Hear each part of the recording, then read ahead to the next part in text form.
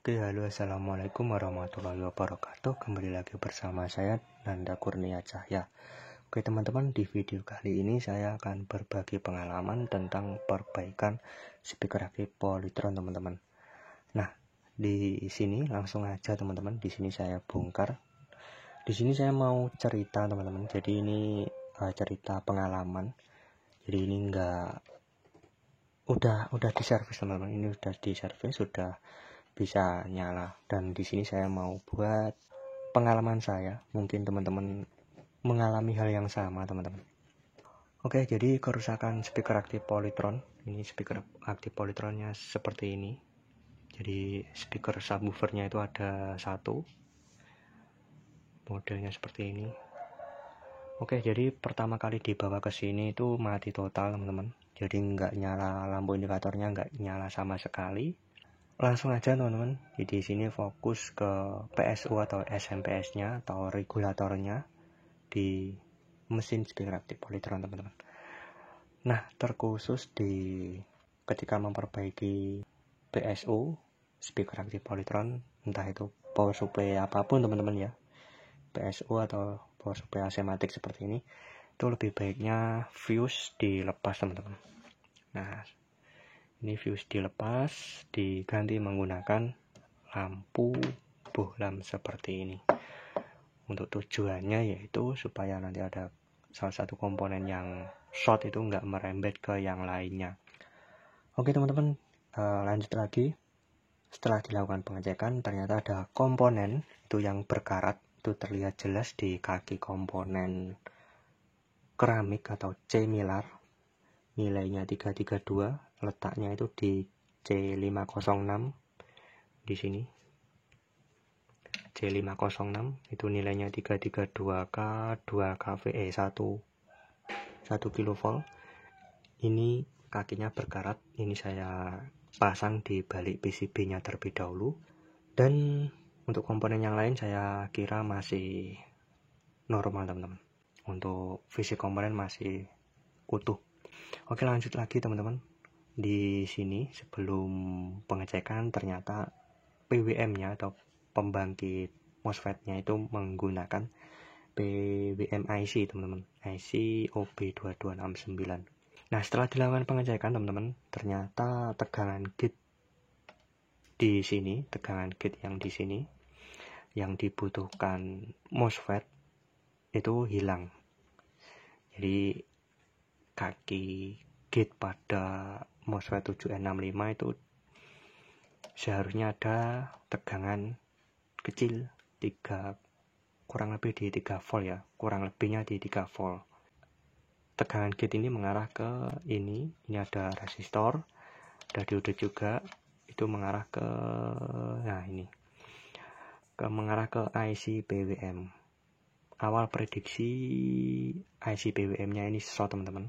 Untuk video yang sebelum-sebelumnya itu yang menggunakan IC PWM, kalau tegangannya gate itu hilang, berarti IC PWM-nya itu short teman-teman.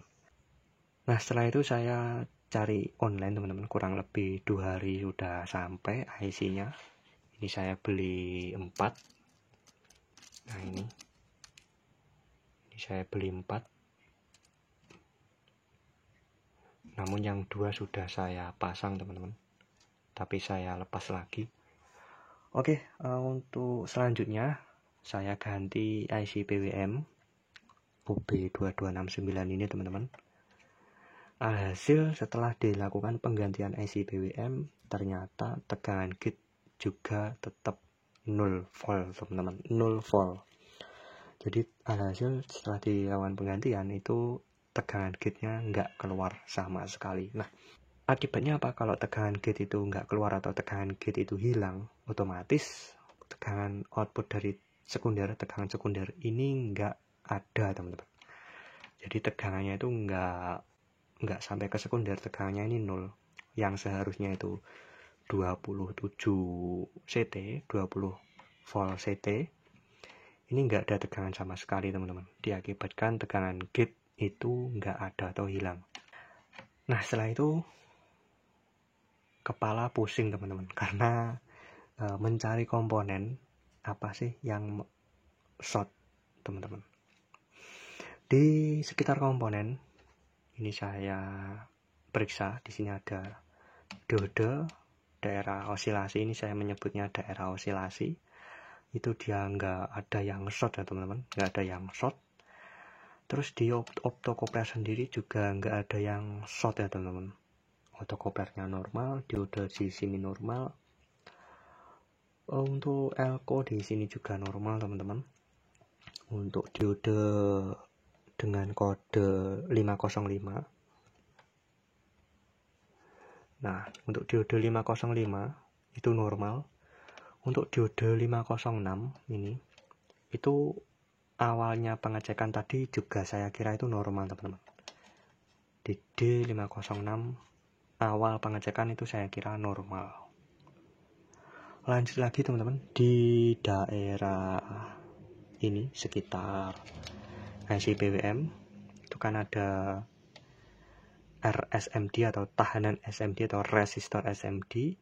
Ini juga nggak putus, saya ukur masih nyambung. Dan untuk R ini teman-teman, R ke gate ini, nah ini R507 ini juga nggak putus. Diode 502 berapa nih? 602 juga nggak short ya teman-teman. Nah itu juga bikin pusing teman-teman kepalanya. Habis isak sampai jam 12 malam itu mencari komponen apa sih yang sebenarnya itu mengakibatkan tegangan gate itu hilang. Nah ternyata teman-teman itu ada diode, yaitu letaknya di sini dengan tulisan atau dengan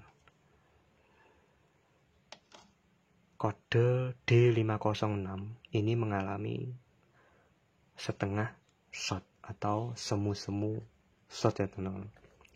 Jadi dia kalau diukur pakai kali 1 ohm, pakai AV analog kali 1 ohm, dia terukur normal atau terbaca normal teman-teman ketika diukur di papan PCB-nya di sini teman-teman. Untuk diodenya saya perlihatkan dulu. Untuk diodenya ini teman-teman.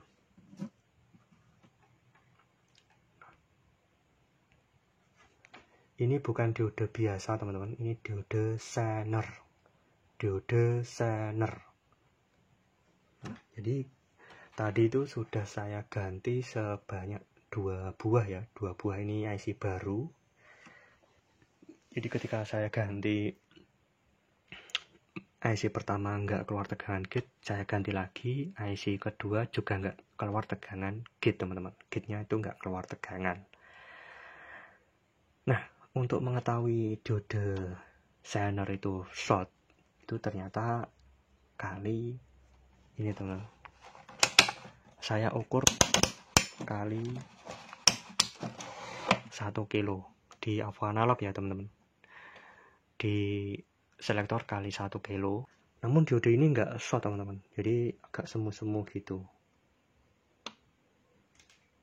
Nah, ini saya ukur seperti ini. Ini seharusnya nggak boleh jalan teman-teman untuk jarum AV-nya. Namun dia jalan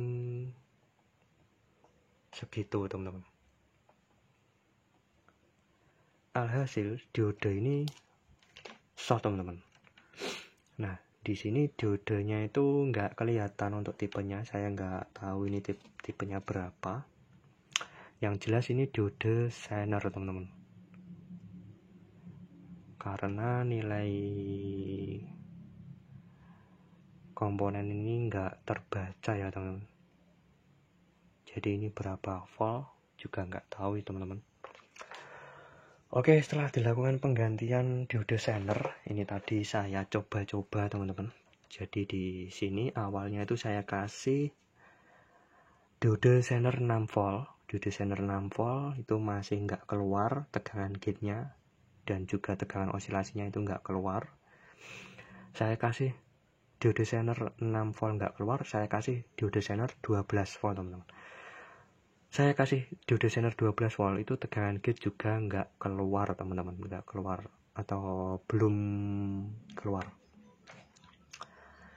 Nah, untuk selanjutnya ini saya seri teman-teman. Jadi ini ada zener 15 volt. Saya ganti zener 15 volt, itu juga nggak keluar tegangan gate-nya. Terus di sini saya seri, ini ada diode zener 15 volt dan ada zener 6 volt. Nah, ketika saya seri seperti ini, itu tegangan gate alhamdulillah sudah bisa muncul, teman-teman. Tegangan gate sudah keluar. Dan osilasi pun terjadi. Dan tegangan osilasi di sini sudah keluar kurang lebih di 12 volt, teman-teman. Oke, di sini saya mau pengukuran terlebih dahulu, yaitu ini buat catatan saya pribadi ya, teman-teman. Seperti biasa, ini saya pakai AVO analog terlebih dahulu, teman-teman. Jadi untuk tes pen negatif, kabel negatif pada AVO, itu saya kasih ke negatif Elco 400 volt ya. Nah, di sini. Oke, selektor kali 50 volt. Lebih dahulu, teman-teman. Saya tancapin dulu. Selalu hati-hati ketika memperbaiki SMPS atau asematik seperti ini, teman-teman. Tegangannya tinggi soalnya. Oke, di sini saya tancapin dulu. Nah, ini lampunya sudah nyala. Oke, di sini tegangan yang terukur, teman-teman. Ini 12 volt. Selektor kali 50. Dan untuk VCC-nya di sini itu terbaca di kurang lebih 7 volt. Oke, sebentar.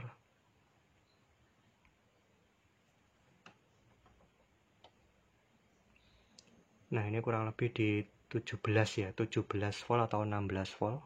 Ini di VCC-nya, yaitu di sini 17 volt. Dan di tegangan osilasinya di sini kurang lebih di 12 volt, teman-teman.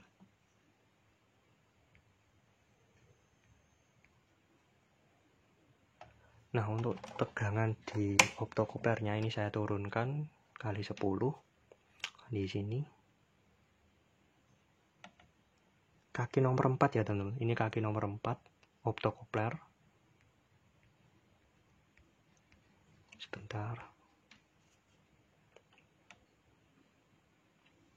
Itu terbaca kurang lebih di 2 volt ya, teman-teman, untuk tegangannya. Untuk tegangan di 2 volt. Nah, oke teman-teman, ini saya lepas dulu. Kesimpulannya apa? Jadi kesimpulannya di sini untuk diode zenernya itu kemungkinan dia menggunakan diode zener ukuran 18 volt ya, teman-teman. Di sini tadi ada 15 tegangan atau menggunakan zener 18 volt sampai 24 volt ya, teman-teman.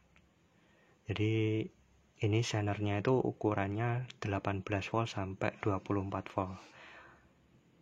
Nah, jadi seperti itu, teman-teman, untuk pengalaman hari ini, teman-teman. Jadi tadi itu setelah dilakukan penggantian IC PWM, alhasil tegangan gate juga nggak keluar ya, teman-teman. Nah, setelah dilakukan pengecekan, ternyata ada diode zener yang setengah short. Ini dia, teman-teman, setengah konslet. Nah, bagi teman-teman yang mengalami hal yang sama seperti saya, teman-teman wajib cek diode zener di D6 berapa? D506. Ketika sudah diganti IC PWM ternyata masih tetap nggak keluar tegangan sekundernya, tuh teman-teman wajib cek diode zener di sini, teman-teman. Oke teman-teman, untuk video kali ini saya akhiri sampai di sini. Mudah-mudahan bermanfaat dan terima kasih.